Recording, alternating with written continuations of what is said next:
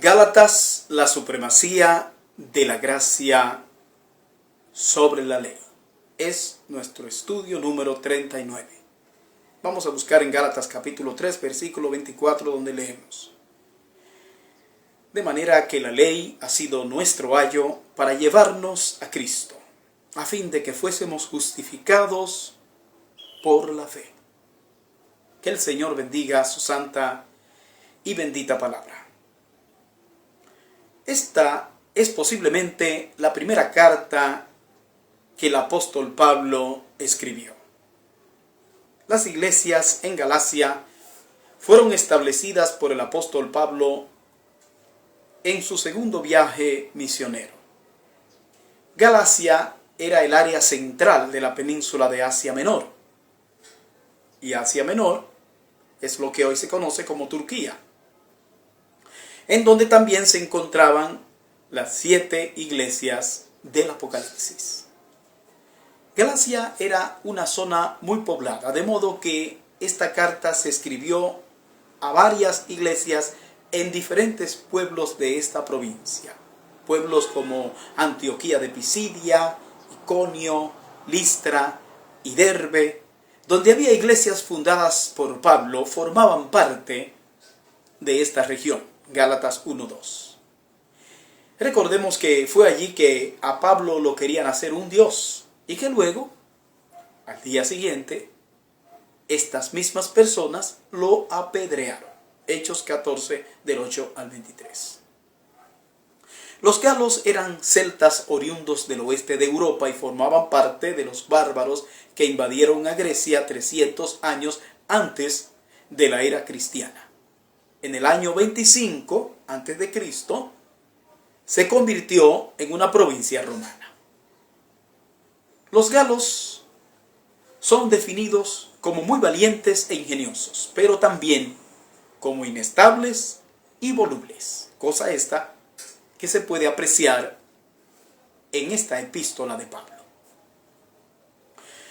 Comúnmente se acepta que Pablo escribió esta carta desde Antioquía de Siria entre el año 49 al 50 después de Cristo.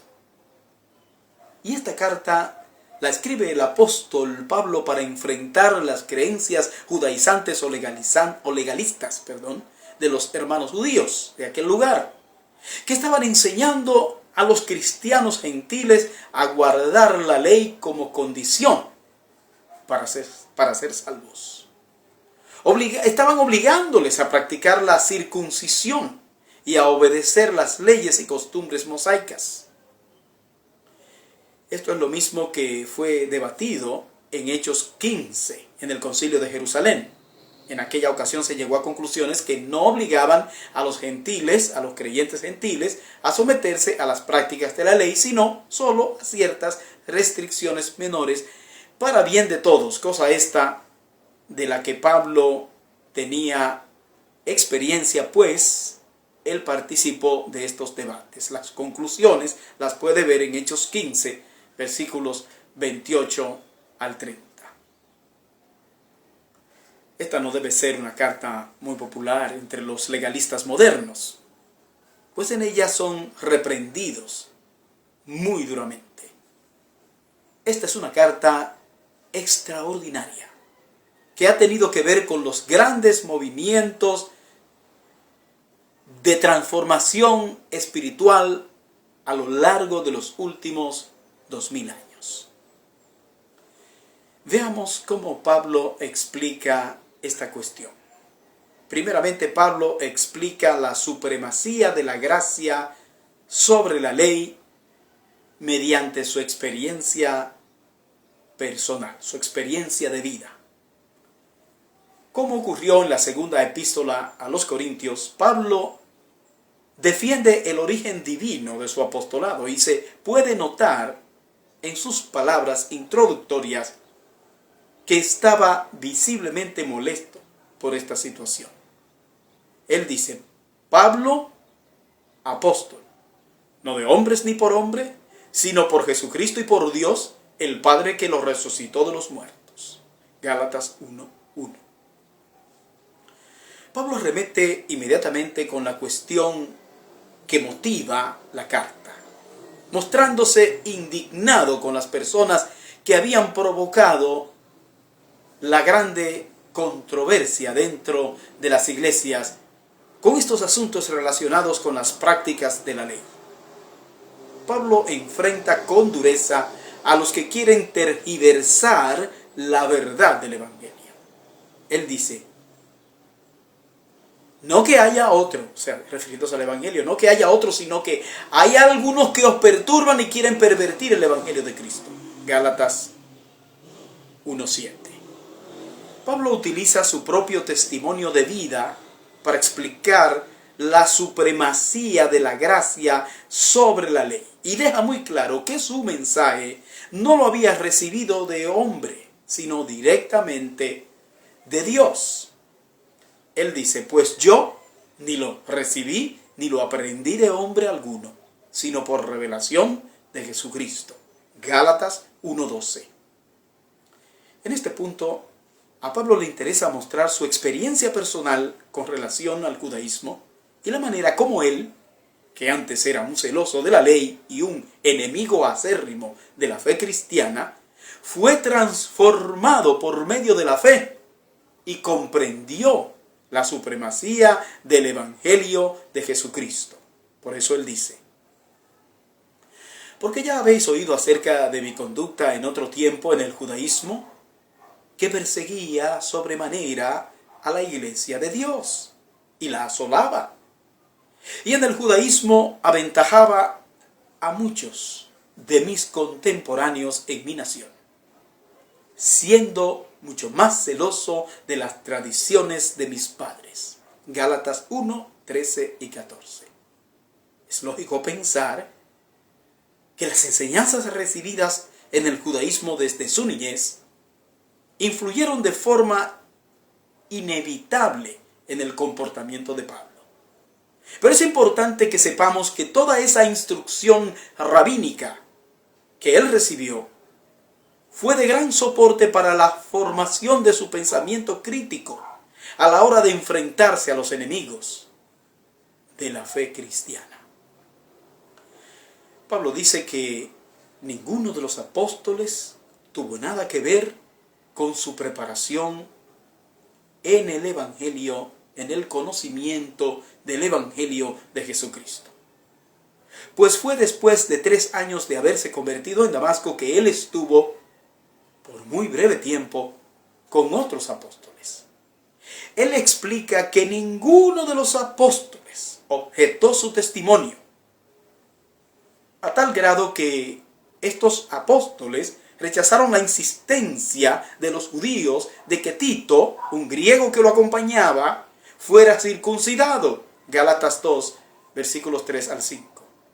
Así que los apóstoles reconocieron la legitimidad del ministerio de Pablo y su apostolado. Él dice, antes, por el contrario, como vieron que me había sido encomendado el evangelio de la incircuncisión, como a Pedro, el de la circuncisión, pues el que actuó en Pedro para el apostolado de la circuncisión, actuó también en mí para con los gentiles.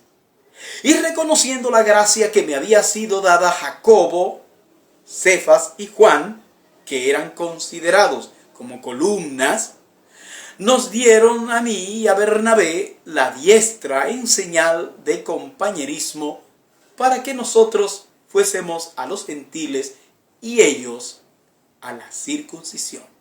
Gálatas 2, versículos 7 al 9. Pablo cuenta que incluso tuvo la oportunidad de reprender a Pedro por una actitud a todas luces indebida con relación a su comportamiento respecto de los hermanos gentiles. Y esta corrección fue aceptada por el apóstol Pedro. De esta manera, el apóstol Pedro reconoce el llamado divino en la vida del apóstol Pablo. ¿Y qué era lo que sucedía con Pedro? Bueno, lo que sucedía con Pedro era que cuando estuvo en Antioquía, al principio se juntaba con los gentiles.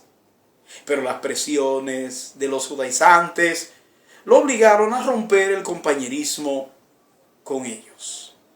Como vemos, entonces no es la primera vez que el apóstol tiene que enfrentar estas situaciones del legalismo.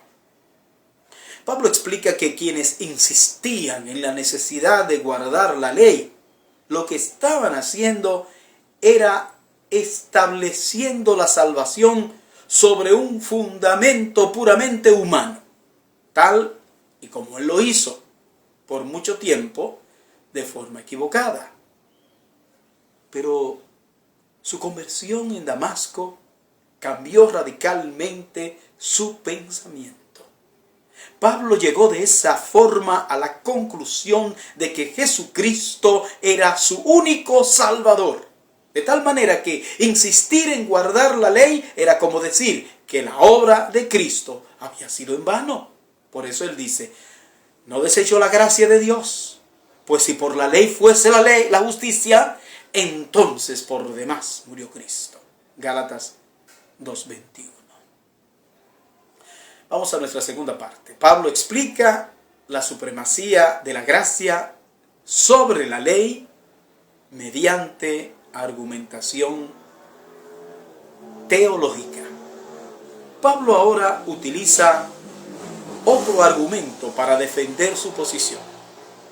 Pablo recalca el hecho de que fue después que él conoció a Cristo que el Espíritu Santo vino a su vida.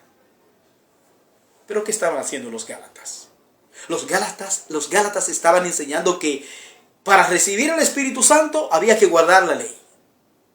Esto lo que significa es que ellos estaban nada más y nada menos que menospreciando el sacrificio de Cristo. Por eso él les dice, oh Gálatas insensatos, ¿quién os fascinó para no obedecer a la verdad? A vosotros, ante cuyos ojos Jesucristo fue ya presentado claramente entre vosotros como crucificado. Esto solo quiero saber de vosotros. ¿Recibisteis el Espíritu por las obras de la ley o por el oír con fe? ¿Tan necios sois? Habiendo comenzado por el Espíritu, ¿ahora vais a acabar por la carne? Gálatas 3, versículos 1 al 5. El apóstol utiliza la experiencia de Abraham y les dice que todo aquel que ponga su fe en Cristo ha de recibir los mismos beneficios espirituales recibidos por Abraham. Cosas estas que recibió Abraham por fe. O sea que la razón por la que Abraham fue justificado fue sola y únicamente por la fe. Y es lo mismo en el caso de todo creyente en todos los tiempos. Gálatas 3, versículos 6 al 9. Los Gálatas necesitaban entender que la ley, al demandar una obediencia estricta, lo único que podía traer al individuo era maldición. Pues era imposible que alguien pudiera cumplir a cabalidad toda la ley.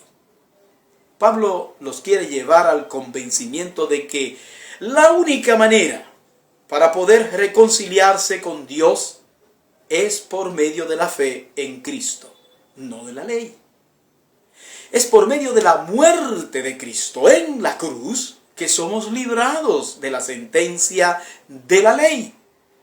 Pues por causa de la desobediencia, todos estábamos condenados. Eso entonces hace imperativo creer en Cristo. Gálatas 3, versículos 10 al 13. Pablo explica que la promesa hecha a Abraham fue hecha 430 años antes de que apareciera la ley. Gálatas 3, 15 al 17. Pablo entendía que la ley era muy importante, pues su rol era mostrar de qué manera el hombre había transgredido los preceptos divinos. De este modo, la ley evidenciaba la necesidad que tenía el hombre de un Salvador. Y es la razón por la cual entonces vino Cristo. Gálatas 3, 19 al 24. Pablo define todos los detalles de su argumento, incluso explicando que por medio de la fe son eliminadas las barreras raciales, las barreras sociales, las barreras culturales. Pablo dice que se establece que tanto el hombre como la mujer tienen ahora los mismos privilegios como miembros de la familia de Dios. Y esto elimina el antagonismo entre los sexos. Gálatas 3, 26 al 29. Esta es una tremenda emancipación. Gálatas 4, versículos 6 al 11. En medio de su argumentación teológica, Pablo hace un paréntesis para recordar a los gálatas la gran relación de amistad que los unía.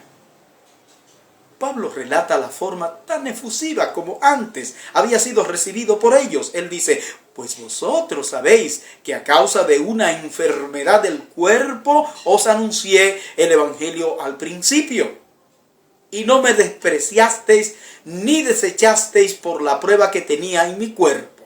Antes bien me recibisteis como a un ángel de Dios, como a Cristo Jesús. Gálatas 4, versículos 13 y 14. Pablo les recuerda que su amor por ellos es como el amor que un padre siente por sus hijos. Gálatas 4, 19. Pero había en Galacia unos maestros falsos que buscaban crear desacuerdo entre él y los hermanos gálatas. Estos legalistas tenían una sola cosa en mente, y era convertir a los gálatas en puros fanáticos. Pero Pablo aprovecha para alentar a los hermanos a seguir su ejemplo como el más genuino, y les muestra su gran preocupación por ellos. Gálatas 4, 17 al 20.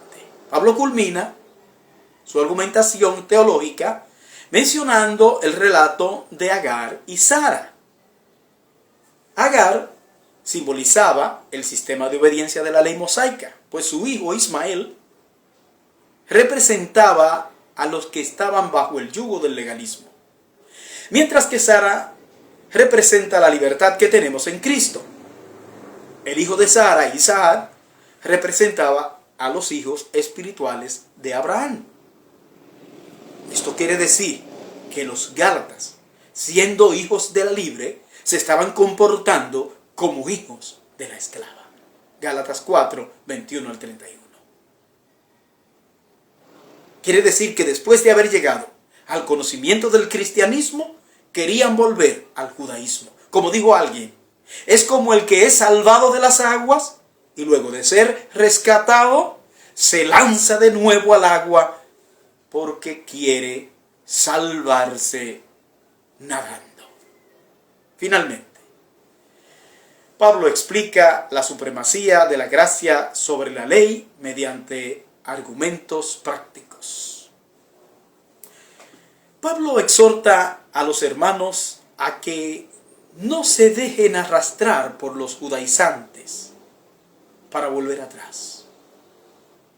Pues si una persona que ha conocido a Cristo luego piensa que es necesario circuncidarse o hacer cualquier otra cosa para ser salvo, entonces esto significa que está echando por tierra el sacrificio de Cristo. Lo único que necesitamos para ser salvos es creer en Cristo. Ninguna otra cosa que hagamos en la vida cristiana añadirá nada para nuestra salvación. Gálatas 5, versículos 1 al 4. Pablo les expresa que él esperaba que ellos comprendieran su error. Y entonces emite un juicio contra los que están provocando todo este revuelo en estas iglesias. Tremendo juicio. Ojalá se mutilasen los que os perturban. Gálatas 5:12. Tremendo. Había otros problemas en estas iglesias de Galacia, como por ejemplo el mal uso de la libertad que tenemos en Cristo. Esta es una libertad puramente para el servicio mutuo entre hermanos, cosa esta que depende de estar bajo el control del Espíritu Santo, pues el individuo por su propia voluntad siempre estará expuesto a una serie de inconductas que perjudican su discernimiento espiritual. es solo por medio de vivir una vida sujeta al Espíritu que podremos vivir esa libertad cristiana de forma genuina y cumplir a cabalidad con los preceptos divinos. Gálatas 5, versículos 13 al 25. Pablo abre la posibilidad de que las iglesias afectadas por el legalismo estuvieran en la disposición siempre de ayudar a aquellos que en el camino se dieran cuenta de su error. A aquellos que por el contrario insistían en su accionar equivocado, Pablo les dice que están bajo la lupa de Dios y tarde o temprano sus acciones serán evaluadas. Él dice así que cada uno someta a prueba su propia obra. Y entonces tendrá motivo de gloriarse solo respecto de sí mismo y no en otro. Porque cada uno llevará su propia carga. Gálatas 6, 4 y 5. Esta es una gran verdad. Cada uno le dará a Dios cuenta de sí, dice Pablo mismo en Romanos 14, 12. Cada uno recibirá conforme a lo que ha provocado con su conducta. Por eso él dice, no os engañéis. Dios no puede ser burlado. Pues todo lo que el hombre sembrare, eso también segará. Porque el que siembra para su carne, de la carne segará corrupción. Mas el que siembra para el Espíritu, del Espíritu segará vida eterna. Gálatas 6, versículos 7 y 8. Las últimas palabras de la carta las escribió el apóstol de su propia mano. Esto era algo peculiar en el apóstol, lo cual corroboraba que la carta era suya, pues al final, después de que el escriba había transcrito la carta, él la firmaba, y por lo general era notoria su firma por el tamaño de sus letras. Gálatas 6, versículo 11. Estas palabras finales del apóstol son como una daga que atravesaba el corazón de los enemigos de la iglesia. Los fanáticos judaizantes que perturbaban a la iglesia del Señor con el único propósito de enorgullecerse personalmente de sus logros y conseguir el aplauso como grandes religiosos. Ellos buscaban estar bien con sus compatriotas judíos para evitar así las persecuciones, dice Pablo. Pero Pablo quiere que entiendan que no había en él ningún interés de ganancia personal, sino que su única motivación era la cruz. Y eso era algo que mostraba con satisfacción. Gálatas 6, 12 al 17. La cruz es la cruz de Cristo y significa todo lo que es el Evangelio. Estos judaizantes eran del tipo de los que Jesús enfrentó, a los cuales se refirió en los siguientes términos. En la cátedra de Moisés se sientan los escribas y los fariseos. Así que todo lo que os digan que guardéis, guardadlo y hacedlo. Mas no hagáis conforme a sus obras. Porque dicen y no hacen.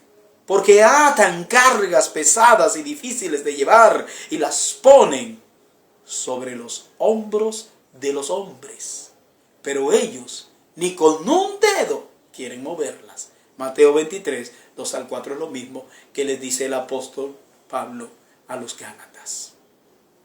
El apóstol Pablo se despide con unas palabras de amor, suavizando el tono áspero de su carta, a unos hermanos a los cuales él les manifiesta sus buenos deseos. Él dice, hermanos, la gracia de nuestro Señor Jesucristo sea con vuestro espíritu. Amén. Gálatas 6, 18. Pablo desea que la gracia del Señor sea manifiesta en la vida de cada uno de los Gálatas, en lo más profundo de su ser. Que Dios le bendiga.